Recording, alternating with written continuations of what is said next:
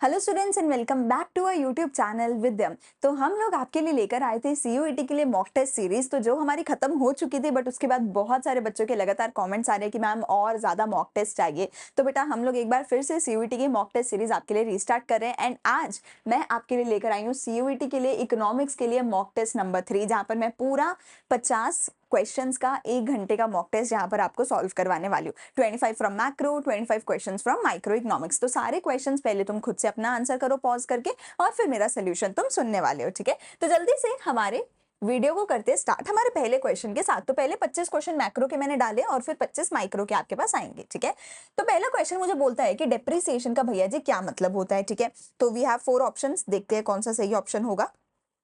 तो पहला कहते हैं loss of fixed assets over time due to wear and tear, जो कि मुझे सही आंसर लग रहा है। ठीक है, closure of plant due to lockout, अरे प्लांट बंद हो गए उसमें डेप्रिसिएशन थोड़ा लगा है। Loss of fixed asset in earthquake, तो बेटा ये अगर अर्थक्वेक आ जाए, कुछ नेचुरल कैलेमिटी अगर हो जाती है, तो वो हमारा डेप्रिसिएशन नहीं होता, वो मेरा कैपिटल लॉस कहलाता है अगर नेचुरल कैलेमिटी की वजह से हो। ठीक है, destruction of a plant in a fire accident, फिर से ये दोनों ही चीजें जो हैं ये हमारी कैपिटल लॉस को दर्शाती हैं, क्योंकि ये नेचुरल कैलामिटी है। कैपिटल लॉस ये मेरा होता है। ठीक है, कैपिटल लॉस है। तो डेप्रिसिएशन क्या होगा, over time wear and tier की वजह से अगर आपकी वैल्यू कम हो रही है फिक्स्ड एसेट की, उसको डेप्रिसिएशन बोला जाता है। अगला क्वेश्चन कहता है investment is non economic hypothetical stock या फ्लो। तो इन्वेस्टमेंट यूजुअली हमारा क्या होता है, फ्लो कॉन्सेप्ट होता है, क्योंकि हम इन्वेस्टमेंट को हमेशा over a period of time calculate करते हैं कि पिछले 1 साल में मैंने कितना इन्वेस्टमेंट किया है। ठीक है, इसको हम अपना क्लोजिंग माइनस ओपनिंग स्टॉक के हिसाब से भी, जैसे इन्वेस्टमेंट इन इन्वेंट्री अगर मुझे निकालना है तो मैं closing stock minus opening stock निकाल लेती हूँ,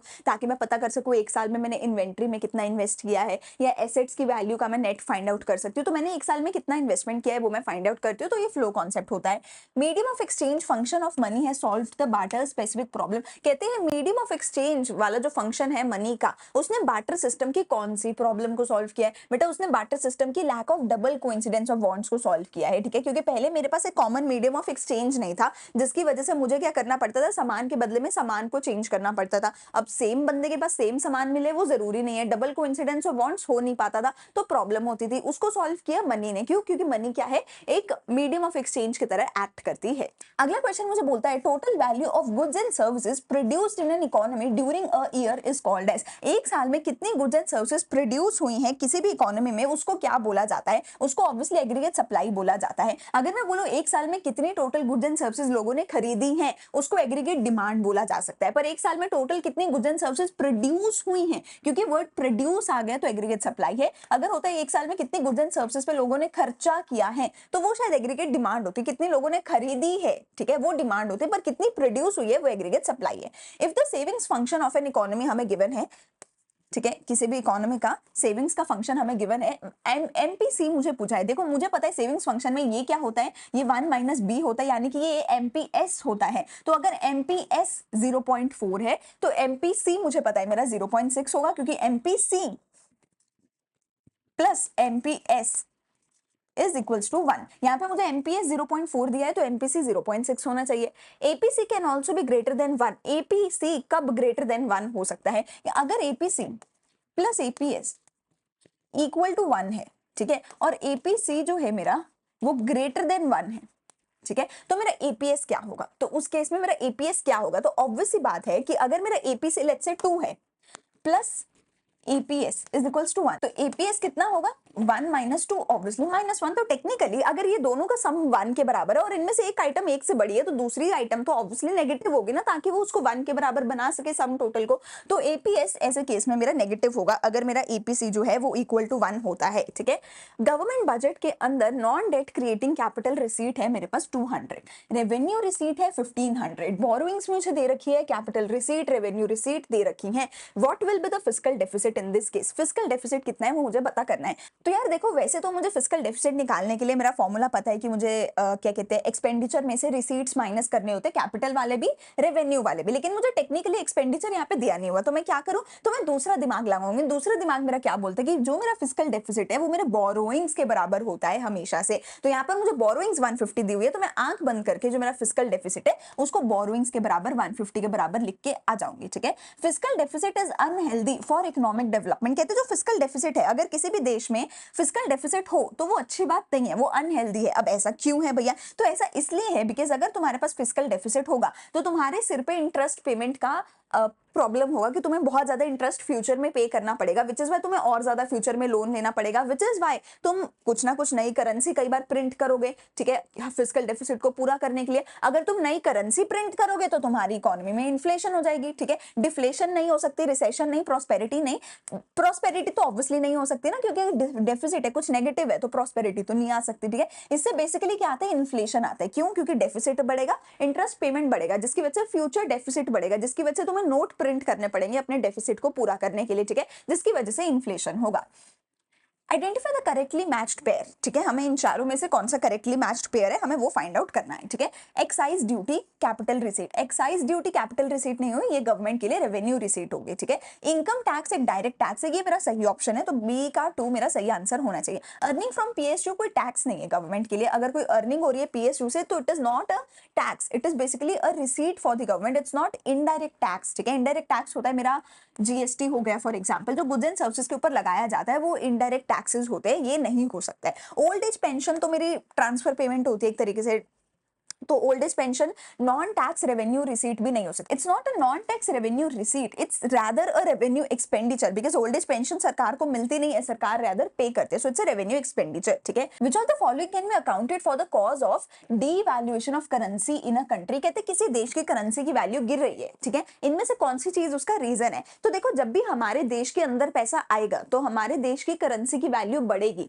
अगर मेरे देश का पैसा बाहर जाएगा तो मेरी करेंसी की वैल्यू गिरेगी। तो मुझे पूछा करेंसी की वैल्यू गिर रही है, ठीक है, तो हमारे देश से अगर पैसा बाहर जाएगा करेंसी की वैल्यू गिरेगी, ठीक है। अब देखते हैं क्या पैसा बाहर जा रहा है कि अंदर आ रहा है। Domestic real interest rate are less than foreign interest rate, कहते हैं हमारे देश में अगर कोई लोन लेने आता है उसको सस्ते रेट पे लोन मिल जाता है एज कंपेयर टू वो कहीं बाहर से लोन ले। तो अगर हमारे देश के इंटरेस्ट रेट कम है तो बाहर वाले लोग हमारे देश में आएंगे लोन लेने के लिए, विच मीन्स हमारे देश के लिए ऑल्दो फायदा है कि हमारे लिए एसेट क्रिएट हो रहा है, पर हमारे देश का पैसा बाहर जा रहा है, ठीक है, हम किसी को लोन दे रहे हैं, हमारे देश का पैसा बाहर जा रहा है, डीवैल्यूएशन होगा। Increase in the domestic inflation rate, अगर हमारे देश का इन्फ्लेशन बढ़ रहा है, हमारे देश की चीजों के रेट बढ़ रहे हैं, तो लोग हमारे देश से सामान नहीं खरीदेंगे, बाहर से सामान खरीदेंगे, पैसा बाहर जाएगा, तो डीवैल्यूएशन होगा।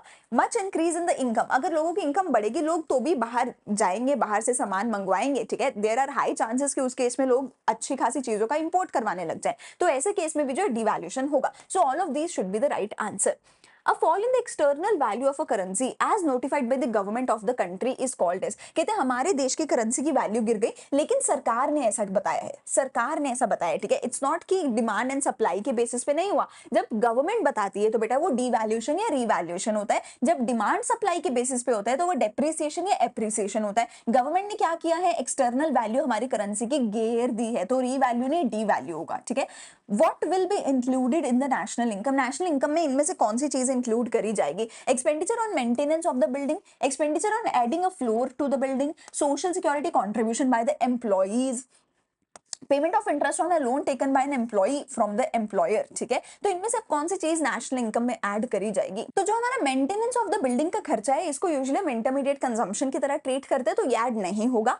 Payment of interest on a loan taken by the employee, देखो जो इंटरेस्ट पेमेंट होती है जो कि हमारे ऑपरेटिंग सरप्लस में ऐड होता है, ठीक है, इंटरेस्ट पेमेंट हमेशा वो वाली ऐड होती है जो कि एक बिजनेस ने लिया हो लोन, ठीक है, अगर एक बिजनेस ने कहीं से भी लोन लिया है, एक बिजनेस ने किसी से भी लोन लिया है अपना बिजनेस चलाने के लिए, अपनी प्रोडक्शन करने के लिए, अपने गुड्स एंड सर्विसेज देने के लिए, अगर एक बिजनेस ने लोन लिया है और उस लोन पे एक बिजनेस ने किसी को भी इंटरेस्ट पे किया है, सिर्फ वो वाला इंटरेस्ट ऐड होता है, और कहाँ ऐड होता है? ऑपरेटिंग सरप्लस में ऐड होता है, ठीक है। Social security contribution by employees, ये तो तुम्हें पता ही होगा, प्रोविडेंट फंड वाले पार्ट में पॉइंट में एम्प्लॉयर का कंट्रीब्यूशन ऐड होता है, एम्प्लॉय का कंट्रीब्यूशन ऐड कभी भी नहीं होता है। तो आंसर क्या होगा? Expenditure on adding a floor on the building. ये हमारा कहां पे होगा? देखो ये कैपिटल एक्सपेंडिचर है या आपका इन्वेस्टमेंट एक्सपेंडिचर है, ठीक है। तो फिर जो हमारा एक्सपेंडिचर मेथड होता है और जो एक्सपेंडिचर मेथड में हमारा इन्वेस्टमेंट वाला पार्ट होता है, ठीक है, ग्रॉस डोमेस्टिक, आप इसको कह सकते हो फिक्स्ड कैपिटल फॉर्मेशन वाला जो पार्ट है, जीडीएफसीएफ, उसमें ये ऐड हो जाएगा हमारा, तो ये ऐड होगा नेशनल इनकम में।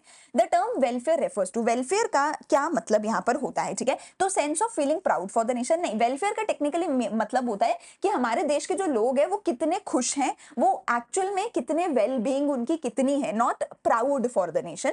Increase in the production of goods and services, जी नहीं, it's not welfare, it's simply your GDP, and to be precise nominal GDP, ठीक है। Both increase in production of goods and services and sense of feeling proud, नहीं दोनों ही गलत है। Sense of material wellbeing for the among the people, हमारे देश के लोग कितना खुश हैं, ठीक है, लोगों की वेलबींग कितनी ज्यादा है, उसको हम लोगों के वेलफेयर के बारे में बोलते हैं, ठीक है। Value added means value of, value added का मतलब क्या होता है कि हम अगर अपने आउटपुट में से इंटरमीडिएट कॉस्ट को माइनस कर दें, आउटपुट में से इंटरमीडिएट कॉस्ट को माइनस कर दें तो उसको वैल्यू एडेड बोला जाता है। Measurement of national income at constant prices, अगर मैं नेशनल इनकम को कांस्टेंट प्राइसेस पे मेजर करती हूँ तो उसको मैं क्या बोलती हूँ, रियल जीडीपी बोलती हूँ, ठीक है। उसको मैं रियल वाला नेशनल इनकम, रियल वाला जीडीपी, रियल वाला जीएनपी बोलती हूँ, नॉट द नॉमिनल वन, ठीक है। नॉमिनल वाला जो है वो करंट प्राइसेस पे होता है, कांस्टेंट प्राइसेस पे नहीं होता है। Which of the following is included in compensation of employees, compensation में क्या क्या इंक्लूड होता है, ठीक है। डियरनेस अलाउंस आ गया मेरे पास यहाँ पे, तो डियरनेस अलाउंस जो है मेरा ऐड होता है क्योंकि इट्स काइंड ऑफ जो है एक एम्प्लॉयर अपने एम्प्लॉय को पैसे दे रहा है, अपने एम्प्लॉय को जो है कुछ पेमेंट कर रहा है उसके काम के बदले में, तो ये चीज ऐड होती है, ठीक है। Tools given to the employees to be used during, देखो ये उसके फायदे के लिए नहीं, ये एम्प्लॉय के फायदे के लिए नहीं है, ये इसलिए है ताकि वो काम अच्छे से कर सके। तो जो भी चीज कंपलसरी है, जैसे कि यूनिफॉर्म अगर तुमने अपने एम्प्लॉय को दे दी, वो कंपलसरी है काम करने के लिए, टूल्स कंपलसरी है, ये ऐड नहीं होता है। अगर तुमने एम्प्लॉय के फायदे के लिए उसको कुछ दिया है तो वो ऐड होता है। कॉन्ट्रीब्यूशन बाय एम्प्लॉय, एम्प्लॉय का कॉन्ट्रीब्यूशन पीएफ में ऐड नहीं होता, अभी भी बताया है मैंने। Payment by insurance company to an injured employee, ये भी ऐड नहीं होगा, ठीक है। अगर एक इंश्योरेंस कंपनी ने किसी भी इंजर्ड एम्प्लॉय को कोई पेमेंट करी है तो वो ऐड नहीं होता है, ठीक है। Which of the following will increase the money supply, इनमें से कौन सी चीज हमारे देश की मनी सप्लाई को जो है इंक्रीज करेगी। अगर मनी सप्लाई इंक्रीज करनी है तो क्या करना पड़ेगा, फॉल इन रेपो रेट, अगर रेपो रेट कम हो गया तो लोगों को लोन ज्यादा दिया जाएगा ऐसे केस में, ठीक है। तो ऐसे केस में मनी सप्लाई बढ़ेगी। Decrease in the cash reserve ratio, cash reserve ratio भी अगर कम हो जाएगी तो लोगों को लोन ज्यादा दिया जाएगा। Purchase of securities in open market, अगर सिक्योरिटी खरीद ली जाएगी तो पैसा मार्केट में रिलीज कर दिया जाएगा, सिक्योरिटी आरबीआई के पास चली जाएगी, तो भी हमारा जो है मनी सप्लाई बढ़ जाएगा। तो आंसर क्या होगा, ऑल ऑफ दिस।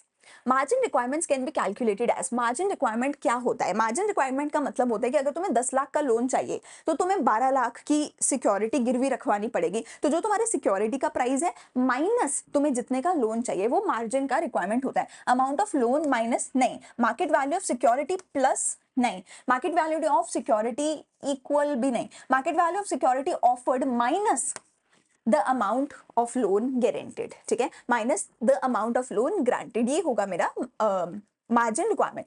अगर एमपीसी 1 है तो मल्टीप्लाई की वैल्यू क्या होगी, तो एमपीसी क्या होता है, K is equals to 1/1 minus MPC.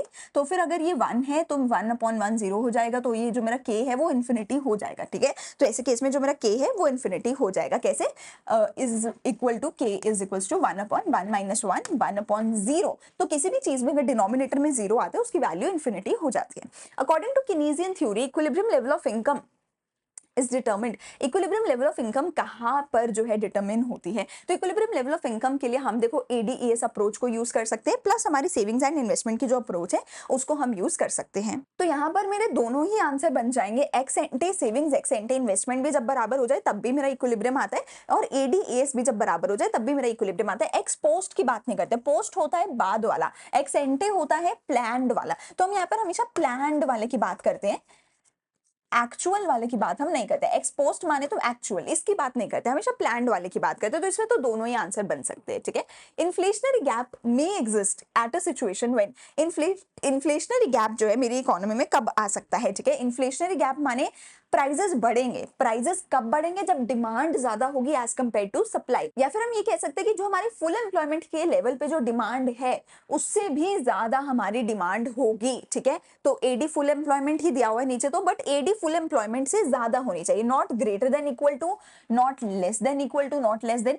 Aggregate demand expected should be greater than the aggregate demand at the full employment level. अगर फुल एम्प्लॉयमेंट लेवल से भी ज्यादा एग्रीगेट डिमांड है इकोनॉमी में तभी इन्फ्लेशनरी गैप मेरी इकोनॉमी में हो सकता है। Which of the following forms a part of fiscal policy, fiscal policy का पार्ट इनमें से कौन सा होता है, ठीक है। जो फिस्कल पॉलिसी होती है बेटा वो हमारे देश की सरकार की होती है, आरबीआई की होती है मॉनेटरी पॉलिसी, ठीक है। तो ये ये और ये तीनों ही मॉनेटरी पॉलिसी की पार्ट है जो कि आरबीआई की होती है। फिस्कल पॉलिसी जो कि गवर्नमेंट की होती है उसका पार्ट है सिर्फ deficit financing. Invisible balance, invisible होता है मेरी सर्विसेज का बैलेंस, ठीक है। इनविजिबल क्या होता है, मेरी सिर्फ और सिर्फ सर्विसेज का बैलेंस होता है। इसकी आई थिंक चारों में से कोई भी ऑप्शन सही नहीं है। इनविजिबल बैलेंस में हम बेसिकली सर्विसेज का बैलेंस हम लेते हैं, हम बेसिकली सर्विसेज का बैलेंस लेते हैं जिसमें हम हमारी factor services plus non factor services का बैलेंस लेते हैं, ठीक है। फैक्टर सर्विसेज का और नॉन फैक्टर सर्विसेज का बैलेंस हम इनविजिबल बैलेंस में लेते हैं। बैलेंस का मतलब क्या हुआ, एक्सपोर्ट माइनस द इंपोर्ट, ठीक है, ऑफ वॉट एवर थिंग, ठीक है। जैसे मैं सर्विसेज की बात कर रही हूँ तो इसका इनविजिबल बैलेंस का मतलब होगा सर्विसेज और नॉन फैक्टर सर्विसेज का एक्सपोर्ट माइनस देयर इंपोर्ट, ठीक है।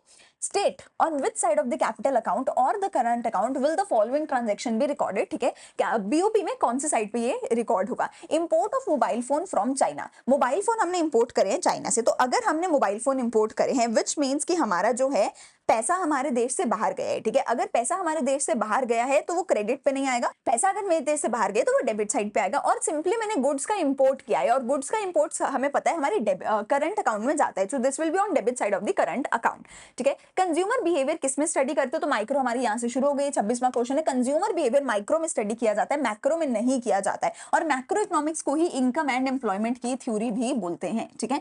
If an economy starts producing 10 billion ton of steel, कहते हैं वो 10 billion ton of steel 3 billion ton of wheat produce करने लग जाए तो क्या अपॉर्चुनिटी कॉस्ट होगी व्हीट को प्रोड्यूस करने की। अगर पहले वो 15 स्टील और 2 व्हीट प्रोड्यूस कर रही थी, तो पहले क्या था, पहले 15 स्टील थे और 2 व्हीट था। अब क्या हो रहा है, 10 स्टील का हो रहा है, 3 व्हीट का हो रहा है, यानी इसको +1 करने के लिए हमने इसका क्या कर दिया, -5 कर दिया। तो एक व्हीट को प्रोड्यूस करने के लिए 5 हमने स्टील को सेक्रीफाइस किया है। तो अपॉर्चुनिटी कॉस्ट व्हीट को प्रोड्यूस करने की क्या है, 5 बिलियन टन ऑफ स्टील, ठीक है। Which of the following assumptions is not necessary for the cardinal utility theory. तो कार्डिनल यूटिलिटी थ्योरी जो कि हमारी यूटिलिटी एनालिसिस की थ्योरी होती है उसमें उसके लिए इनमें से कौन से असम्पशन जरूरी नहीं है। कार्डिनल मेजरेबिलिटी, ये तो सबसे इंपॉर्टेंट है कि हम यूटिलिटी को कार्डिनली मेजर कर सकते हैं। Constant marginal utility of money, तो ये भी वेरी इंपॉर्टेंट है कि marginal utility of money constant रहती है, चेंज नहीं होती। कंज्यूमर रेशनल है, ये भी इंपॉर्टेंट है। परफेक्टली कंपीटिटिव मार्केट, मेरी कोई असम्पशन नहीं है, ठीक है, ये गलत है। Which of the following law states that more a consumer consume, जितना ज्यादा कंज्यूमर कंज्यूम करेगा उतनी उसकी यूटिलिटी गिरती चली जाएगी। हमारा कौन सा लॉ कहता है, डिमिनिशिंग मार्जिनल यूटिलिटी का लॉ कहता है। Consumer will purchase more of good Y as compare to good X, consumer Y को ज्यादा परचेज करना चाहता है as compare to good X. वो कब करेगा, जब उसको वाई से ज्यादा यूटिलिटी मिल रही होगी। सीधी बात है ना, अगर मुझे एक्स से ज्यादा यूटिलिटी मिल रही है तो मैं एक्स खरीदूंगी, अगर मुझे वाई से ज्यादा यूटिलिटी मिल रही है तो मैं वाई खरीदूंगी, सिंपल बात हो गई। तो मुझे वाई से ज्यादा यूटिलिटी मिल रही है तो मैं वाई खरीदना चाहूंगी, ठीक है। अब देखो, अगर मुझे वाई से ज्यादा यूटिलिटी मिल रही है तो मैं वाई खरीदने लग जाऊंगी। जब मैं वाई खरीदने लग जाऊंगी तो मुझे वाई से जो मिलने वाली यूटिलिटी है वो गिरने लग जाएगी, कम होने लग जाएगी। वो कम होते होते होते होते एक्स के बराबर पहुंच जाएगी, ठीक है। यहाँ पे चलो दिया नहीं हुआ, या वो मतलब वो कम होते होते क्या हो जाएगा, जब मैं, अगर मेरी वाई से ज्यादा यूटिलिटी है मैं वाई को खरीदूंगी तो वाई की यूटिलिटी कम होने लग जाएगी, कम होते होते मेरी इक्वालिटी पे आ जाएगी और मेरा ये इक्वेशन सेटिस्फाई हो जाएगा और कंज्यूमर इक्विलिब्रियम पे आ जाएगा। सिमिलरली अगर एक्स से ज्यादा यूटिलिटी मिल रही है तो एक्स को खरीदूंगी तो एक्स की यूटिलिटी गिरने लग जाएगी और इक्विलिब्रियम आ जाएगा। तो अल्टीमेटली यहाँ पर कंज्यूमर को इक्विलिब्रियम मिल जाएगा, ठीक है। Movement along the same demand curve shows, अगर तुम सेम डिमांड कर्व पे ऊपर या नीचे मूव कर रहे हो तो इसका क्या मतलब हो रहा है, increase decrease in supply demand, extension contraction in demand, supply तो हो ही नहीं सकता, या सिर्फ इंक्रीज इन डिमांड। तो देखो सिंगल चीज तो नहीं हो सकती, अगर तुम मूवमेंट कर रहे हो या अगर तुम शिफ्ट कर रहे हो या अगर तुम कुछ भी कर रहे हो, ठीक है, तो 2 तरीके की चेंजेस आएंगे, एक बढ़ने वाला एक कम होने वाला, ठीक है। अब अगर तुम शिफ्ट करते हो डिमांड को या सप्लाई को, शिफ्ट का मतलब तुम्हारा ऑल टुगेदर एक नया डिमांड कर्व या एक नया सप्लाई कर्व बन जाता है, तो उस केस में increase and decrease in demand या सप्लाई होता है। पर हमें मूवमेंट करनी है, हमें सेम डिमांड कर्व पे नीचे या ऊपर की तरफ मूव करना है, तो मैं उसको एक्सटेंशन एंड कॉन्ट्रैक्शन डिमांड का कहती हूँ। अगर खुद का प्राइस उसका कम हो जाता है किसी भी प्रोडक्ट का, तो उससे क्या होगा, अगर fall in own price of commodity होता है तो decrease in the income of the consumer, real income की बात हो रही है, यानी कि उसकी परचेजिंग पावर की बात हो रही है, ठीक है। Increase in the real income of consumer, increase in the purchasing power. तो जब भी प्राइस गिरेगा किसी चीज का तो कंज्यूमर की रियल इनकम, कंज्यूमर की जो परचेजिंग पावर है वो बढ़ने लग जाएगी, ठीक है। क्योंकि अब कंज्यूमर सेम इनकम पे ज्यादा खरीद सकता है क्योंकि रेट कम हो गया। इलास्टिसिटी ऑफ डिमांड हमें क्या बताती है? इलास्टिसिटी ऑफ डिमांड हमें डायरेक्शन ऑफ चेंज नहीं बताती, एब्सोल्यूट चेंज नहीं बताती। जो इलास्टिसिटी ऑफ डिमांड होती है वो हमें डिग्री ऑफ चेंज बताती है कि डिमांड में कितना चेंज आया in response to change in the price, कि प्राइस में इतना चेंज आया उसके बदले में डिमांड में कितना चेंज आया, ये मुझे इलास्टिसिटी ऑफ डिमांड बताता है। मार्केट सप्लाई को कैसे डिफाइन किया जाएगा? मार्केट सप्लाई क्या होती है बेटा? जितने भी मेरे पास अलग अलग सप्लाई दे रखी हैं उन सबको अगर मैं सम टोटल कर दूं तो मेरी मार्केट सप्लाई निकल के आ जाती है। ठीक है, for example producer 1 plus producer 2 plus producer 3 सबकी सप्लाई को टोटल करके मार्केट सप्लाई बनती है। तो यहाँ पर मैं साइमल्टेनियसली हॉरिजॉन्टल जो है समेशन करती हूँ। हॉरिजॉन्टल क्या है? समेशन करती हूँ सभी की इंडिविजुअल सप्लाईज की। ठीक है, एट वेरियस प्राइसेस, अलग अलग प्राइसेस पे करती हूँ, not at a given price, एक सिंगल प्राइस पे नहीं करती हूँ। वर्टिकल समेशन भी मैं नहीं करती हूँ, हॉरिजॉन्टल समेशन करते हैं। वर्टिकल मतलब इस तरीके से ऊपर से नीचे नहीं, ऐसे P1 plus P2 plus P3 सभी प्रोड्यूसर्स की हॉरिजॉन्टल समेशन करती हूँ उनकी क्वांटिटी सप्लाइड की अलग अलग प्राइसेस पे, तो वो मेरा मार्केट सप्लाई निकल के आता है। entire schedule showing the various quantities offered by sale by all the firms है तो बेटा वो मेरा क्या होगा? मार्केट सप्लाई के बारे में होगा। अगर किसी एक फर्म के बारे में होता तो इंडिविजुअल सप्लाई होता। ठीक है, अगर डिमांड की बात करी जाती कि ऑल द कंज्यूमर्स या सिंगल कंज्यूमर तो वो डिमांड आ जाता, लेकिन यहाँ पे ऑल द फर्म्स क्वांटिटी जो ऑफर कर रहे हैं अलग अलग प्राइजेस पे उसको मैं मार्केट सप्लाई बोलूंगी। Percentage change in quantity supplied of commodity X is more than percentage change in the price. कहते हैं सप्लाई में ज्यादा चेंज आया as compare to change in price. तो अगर सप्लाई में ज्यादा चेंज आया है प्राइस के कंपैरेटिवली, इसका मतलब है तुम्हारी जो इलास्टिसिटी ऑफ सप्लाई है वो ग्रेटर देन 1 है। ठीक है, अगर सप्लाई में या डिमांड में ज्यादा चेंज आया एज कंपेयर टू प्राइस तो तुम्हारी इलास्टिसिटी ग्रेटर देन 1 है। अगर डिमांड और सप्लाई में इक्वल चेंज आया, जितना प्राइस में आया वो इक्वल टू 1 होगा। अगर डिमांड या सप्लाई में कम चेंज आया एज कंपेयर टू प्राइस तो वो elasticity of supply less than 1 होगा। ठीक है, चलो when supply falls due to factors other than own price of the commodity, कहते हैं जब अपने खुद के प्राइस के अलावा अदर फैक्टर्स की वजह से सप्लाई गिरती है। अगर गिरती है तो इंक्रीज तो नहीं हो सकती, एक्सटेंशन तो नहीं हो सकती। ठीक है, या तो डिक्रीज होगा या तो कॉन्ट्रैक्शन होगा। अब अगर ओन प्राइस की वजह से है तो वो मूवमेंट होता है, और वो कौन सा मूवमेंट होता है? कॉन्ट्रैक्शन ऑफ सप्लाई होता है। अगर factor other than own price पूछा है ना हमें, हाँ, तो अगर ओन प्राइस होता, अगर वो ओन प्राइस की वजह से होता तो कंट्रैक्शन होता। अगर factor other than own price है बेटा जी तो वो मेरा आंसर क्या होगा? वो मेरा डिक्रीज इन सप्लाई होगा। प्राइस लाइन जो है बेटा वो हमेशा एवरेज रेवेन्यू कर्व के बराबर होगा। डजंट मैटर कौन सी मार्केट है, प्राइस और एवरेज रेवेन्यू हमेशा एक दूसरे के बराबर रहते हैं। ठीक है, context of producers equilibrium, in the context of producers equilibrium कौन सी चीज गलत है? प्रोड्यूसर इक्विलिब्रियम के पर्सपेक्टिव से कौन सी चीज इनमें से जो है वो बिल्कुल गलत है। ठीक है, इक्विलिब्रियम सिचुएशन में producer has no tendency to change the production. Equilibrium का मतलब ही यही होता है कि अब कंज्यूमर चेंज नहीं करना चाहता, प्रोड्यूसर चेंज नहीं करना चाहता। MRMC बराबर होते हैं, ये भी सही बात है। प्रोड्यूसर को मैक्सिमम प्रॉफिट मिलता है, ये भी सही बात है। तो ऑब्वियसली ये तीनों सही है, तो यही गलत होगा। Minimum difference between TR and TC, TR-TC का डिफरेंस मिनिमम नहीं होगा, मैक्सिमम होगा। क्यों? क्योंकि मैक्सिमम प्रॉफिट हमें तभी तो मिलेगा जब TR-TC का डिफरेंस मैक्सिमम होगा, तो ये गलत है। AR is a horizontal straight line. अगर AR एक हॉरिजॉन्टल स्ट्रेट लाइन है तो MR कर्व भी हॉरिजॉन्टल स्ट्रेट लाइन होगा और वो AR के बराबर होगा। अगर AR डाउनवर्ड स्लोपिंग होगा तो MR भी डाउनवर्ड स्लोपिंग होगा, जो कि इम्परफेक्ट कंपटीशन मार्केट में होता है। परफेक्ट कंपटीशन में दोनों बराबर होते हैं और हॉरिजॉन्टल स्ट्रेट लाइन होते हैं। AR for any quantity level can be measured by the slope of TR curve। कहते हैं जो एवरेज रेवेन्यू है उसको अगर तुम मेजर करना चाहते हो तो तुम उसको TR कर्व के स्लोप से मेजर कर सकते हो। क्या ये चीज सच है? तो ये चीज सच है। ठीक है, ये चीज बिल्कुल सच है। तो यार देखो AR का फॉर्मूला होता है मेरा TR अपॉन आउटपुट। ठीक है, और स्लोप का भी यही मतलब होता है। स्लोप का मतलब होता है वाई एक्सिस में कितना चेंज आया डिवाइडेड बाय एक्स एक्सिस में कितना चेंज आ रहा है। ठीक है, तो जो वाई एक्सिस पे चीज है वो मेरा TR होता है, एक्स एक्सिस पे जो चीज है वो मेरा आउटपुट होता है। तो TR अपॉन आउटपुट ही तो कर रहे हो, Y axis upon X axis वाला ही तो मैं कर रही हूँ, तो वो एवरेज रेवेन्यू होता है। ठीक है जी। With the increase in the output, the difference between TC and TVC, अगर आउटपुट बढ़ेगा, with an increase in the output, अगर आउटपुट बढ़ेगा तो वेरिएबल कॉस्ट बढ़ेगा। तो क्या TC और TVC के बीच का जो डिफरेंस है वो बढ़ेगा, वो कम होगा, कांस्टेंट रहेगा, क्या होगा? तो TC और TVC के बीच का डिफरेंस क्या होता है?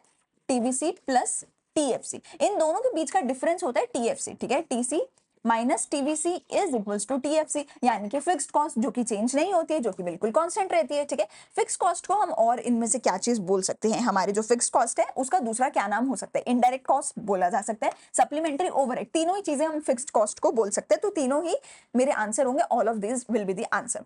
Relation between AC and MC, AC और एमसी के बीच कैसा रिलेशन होता है, ठीक है। तो एसी और एमसी का आपको एसी एमसी का, एपी एमपी का, एआर एमआर का जितने भी रिलेशंस है, आई विल सजेस्ट अगर तुमने अभी तक नहीं याद करे हैं प्लीज बहुत अच्छे से याद कर लो, 2-3 क्वेश्चन आराम से तुम्हें उसके ऊपर देखने को मिलने वाले हैं, ठीक है। तो जो मेरे एसी कर्व होते हैं, एमसी कर्व होते हैं, ये लोग जो ये जो कर्व्स होते हैं मेरे इस तरीके से यू शेप्ड के कर्व होते हैं, ये एमसी होगा, ये एसी होगा, ठीक है। तो पहला पॉइंट बोलता है AC continues to fall till MC is greater than AC, कहता है जब तक एमसी बड़ा है एसी से तब एसी गिरता है, नहीं, तब तो एसी बढ़ता है जब एमसी ग्रेटर देन एसी है। तुम देखो ना, जब एमसी ऊपर है as compare to AC, when MC is greater than AC, तो एसी बढ़ रहा है, गिर नहीं रहा है। AC fall till MC is less than AC, जब तक एमसी एसी के नीचे है तब तक एसी गिरता है, सही बात है, एसी गिरता है, तो ये ऑप्शन करेक्ट होना चाहिए। AC continues to rise till MC is less than AC, ये भी गलत है। AC continues to fall till MC, नहीं ये भी गलत है। एमसी इक्वल टू एसी होता है जब एसी मिनिमम पे है, ठीक है, तो ये ऑप्शन भी गलत है, ठीक है। तुम्हें इनके रिलेशन याद ही करने पड़ेंगे, there is no second option, मैंने बहुत अच्छे से सभी चीजें रिवाइज करवाई हुई हैं, ठीक है, तुम वहां से याद कर सकते हो। Which of the following explains the short run production function, short run production function बेटा हमें कौन याद कराता है, हमारा लॉ ऑफ वेरिएबल प्रपोर्शन, ठीक है। शॉर्ट रन में वेरिएबल प्रपोर्शन होता है, तो law of variable proportion short run के लॉ को बोला जाता है, नाम है, अगेन तुम्हें याद करना है। In short run which of the following factor can be change, short run में हम सिर्फ वेरिएबल फैक्टर को चेंज कर सकते हैं, फिक्स फैक्टर लॉन्ग रन में चेंज होता है, शॉर्ट रन में चेंज नहीं होता। Firm under perfect competition is a price taker and not a price maker, क्यों, एक फर्म जो है परफेक्ट कंपटीशन में प्राइस टेकर होती है, प्राइस मेकर नहीं होते, मतलब कि शॉर्ट मतलब कि एक जो है परफेक्ट कंपटीशन फर्म जो होती है, परफेक्ट कंपटीशन मार्केट जो होती है, उसकी जो फर्म होती है ना, वो अपने आप से डिसाइड नहीं कर सकती कि मैं जो प्राइस बोलूंगी वही प्राइस मैं चाहती हूँ, नहीं, तुम्हें बाजार से जो प्राइस मिलेगा उसी पे अपने प्रोडक्ट को बेचना पड़ेगा, परफेक्ट कंपटीशन में ऐसा होता है। लेकिन ऐसा क्यों होता है, ठीक है, supply of identical goods by all the sellers, तो यही इसका आंसर है, हर एक सेलर सेम प्रोडक्ट बेच रहा है, ठीक है, तो तुम्हें भी वही, अगर तुम सेम प्रोडक्ट बेच रहे हो तो सेम प्राइस पे बेचना पड़ेगा ना, तुम अपने घर से प्राइस नहीं ला सकते, मैं तो इस रेट पे बेचूंगा, नहीं, तुम्हें जब सेम चीज बेचनी है तो सेम रेट पर ही बेचनी पड़ेगी, ठीक है। रेयर गुड्स नहीं बेचते, अलग अलग गुड्स नहीं बेचते, और greater belief in market force ऐसा भी कुछ नहीं होता, तो आंसर आएगा option A. What will be the effect on equilibrium price, price पे क्या इफेक्ट होगा, अगर सप्लाई डिक्रीज हो रही है और डिमांड चेंज नहीं हो रही, डिमांड उतनी की उतनी है, फिर भी सप्लाई चेंज हमने कर दी, सप्लाई डिक्रीज कर दी, अगर सप्लाई डिक्रीज कर दी तो क्या चेंज आएगा, देखो हम एक ग्राफ की मदद से देखते हैं, सप्लाई कर्व मेरा ये रहा, ठीक है, डिमांड में कोई चेंज नहीं आ रहा, अगर डिमांड में चेंज नहीं आ रहा मतलब मेरी डिमांड क्या है, इनइलास्टिक है, डिमांड चेंज हो ही नहीं सकती है, ठीक है, इनइलास्टिक मतलब इलास्टिसिटी जीरो, इलास्टिसिटी और स्लोप का इनवर्स रिलेशन होता है, मैं पढ़ा चुकी हूँ, इलास्टिसिटी जीरो है तो स्लोप इनफाइनाइट होगा, इनफाइनाइट स्लोप वाली चीज वर्टिकल होती है, तो डिमांड ऐसी होगी, सप्लाई डिक्रीज हो गई, डिक्रीज हो गई मतलब ग्राफ ऊपर की तरफ शिफ्ट हो गया, अगर सप्लाई यहां से यहां आ गई तो प्राइस जो है देखो P से P1 हो गया, प्राइस ऊपर की तरफ चला गया, तो प्राइस विल राइज, ठीक है, देखो price will decrease, price will fall, same to same option है, ये तो हो ही नहीं सकता, तो आंसर क्या होगा, price will rise. Equilibrium price गिर गया, क्वांटिटी बढ़ गई, ऐसा कब होगा, प्राइस गिर गया क्वांटिटी बढ़ गई, अगर increase in demand increase in supply दोनों बराबर है, या फिर वो ज्यादा है या ऐसा है या ऐसा है, तुम्हें 4 केसेस दिए हुए हैं, तुम्हें यहाँ पर चारों ही जो केसेस हैं, चारों ही केसेस वैसे तो बेटा जी प्रैक्टिकली पेपर में अपने बनाकर देखने पड़ेंगे, तभी तुम समझ पाओगे कि क्या इसमें आंसर होगा। फॉर नाउ मैं तुम्हें आंसर बता रही हूँ, इसका आंसर होगा ऑप्शन नंबर बी, ठीक है, कैसे, हम यहाँ पर एक केस में तुम्हें बनाकर दिखा देती हूँ, हमें पहले मैं डिमांड बना लेती हूँ एंड सप्लाई बना लेती हूँ, ठीक है, इक्विलिब्रियम प्राइस फॉल होगा, इक्विलिब्रियम क्वांटिटी राइज होगी, increase in demand greater less than increase in supply, supply ज्यादा इंक्रीज होगी, सप्लाई में बहुत ज्यादा मैंने इंक्रीज कर दिया, और डिमांड में मैं थोड़ा सा इंक्रीज करूंगी, डिमांड में थोड़ा सा इंक्रीज कर दिया, ठीक है, नया डिमांड नई सप्लाई को कहां मिली, यहां मिली, तो अब देखो क्या हो रहा है, पुराना यहां मिल रहा था P Q P1 Q1, देखो equilibrium price fall, equilibrium price fall, equilibrium quantity rise, equilibrium quantity rise. हो गई बात खत्म। तो तुम्हें टेक्निकली यहाँ पे सारे ग्राफ बनाकर ही देखने पड़ेंगे, इसका कोई और दूसरा तरीका नहीं है। मैं तुम्हें आंसर बता रही हूँ, ऑप्शन बी है, उसका ग्राफ मैंने बना के दिखा दिया कि उसका ग्राफ जस्टिफाई करता है। तुम बाकी के ग्राफ बना के देख लेना, वो जस्टिफाई करेगा नहीं, या तो प्राइस फॉल नहीं करेगा या क्वांटिटी राइज नहीं करेगी, दोनों चीजें ट्रू हो नहीं पाएंगी। ठीक है जी, तो आंसर मेरा क्या होगा, option B. What would be the price ceiling? What would the price ceiling lead to when the maximum price is fixed lower than the equilibrium price? देखो, ये डिमांड है, ये सप्लाई है, ये इक्विलिब्रियम प्राइस है। कहते हैं हमने प्राइस सीलिंग यहां पर लगा दी, हमने प्राइस सीलिंग यहां पर लगा दी है। ठीक है, हमने प्राइस को लोअर कर दिया इक्विलिब्रियम प्राइस से। तो अब इस केस में क्या होगा, ये मेरा प्राइस सीलिंग वाला प्राइस है, सप्लाई यहाँ पे, डिमांड यहाँ पे। तो you can clearly see that demand is greater than supply. तो demand is greater than supply, तो यहाँ पर एक्सेस डिमांड का केस मेरा यहाँ पर बन के आ जाएगा, क्योंकि प्राइस गिर गया। प्राइस अगर गिरेगा तो डिमांड ज्यादा होगी, सप्लाई कम होगी, तो एक्सेस डिमांड का केस बन के आ जाएगा। ठीक है, यहाँ पर हमारे 50 क्वेश्चंस खत्म होते हैं सीयूईटी के पर्सपेक्टिव से। ठीक है, तुम लोग बहुत जल्दी इन क्वेश्चंस को सॉल्व कर सकते हो अगर तुम्हें आते हैं। प्लस तुम्हारे पेपर में तुम्हारी जो एफिशिएंसी होनी चाहिए, एटलीस्ट 48 to 49 क्वेश्चंस तुम्हें यहाँ पर सही करने हैं मॉक टेस्ट में, पेपर में जाके। ठीक है, अगर उससे कम सही कर रहे हो तो बेटा you really need to study very hard अभी भी। ठीक है, सो आई होप तुम्हें पूरी वीडियो अच्छी लगी हो। अगर वीडियो अच्छी लगी हो तो like, share and subscribe to our channel. हम मिलते हैं अगले मॉक टेस्ट में।